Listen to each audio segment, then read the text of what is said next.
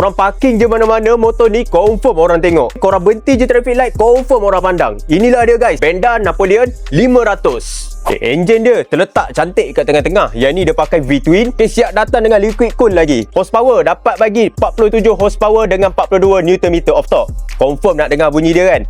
Jom kita dengar.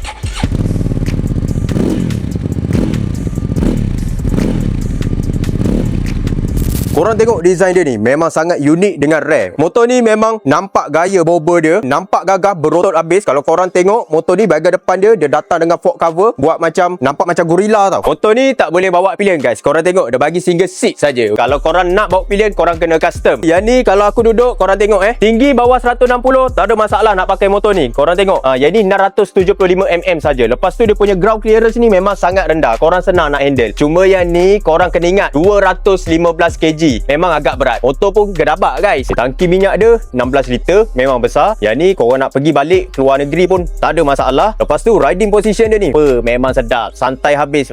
Brake system memang padu. Korang tengok depan belakang dia bagi disc. Yang ini dia pakai radial caliper 4 piston punya. Extra tayar dia bagi Timsan. Memang dah sedap guys. Big bike korang tengok pakai rantai kan. Yang ini dia pakai belting. So untuk cost service dia memang dia mahal sikit lah. Meter dia bagi digital Yang ini LCD punya, siap datang dengan port charging Type A dengan Type C. Yang ini dia ada traction control, korang boleh off dengan boleh on So kesimpulannya, motor ni kalau korang naik memang korang akan dapat rasa aura single tu. Yang ni barang single seat saja guys. Lepas tu design dia memang on point, bobber, nampak futuristic. Yang mana berminat jangan lupa tekan button apply now dekat bawah tu. Kalau korang pernah naik motor ni, korang boleh share pengalaman korang dekat komen aku. Ciao.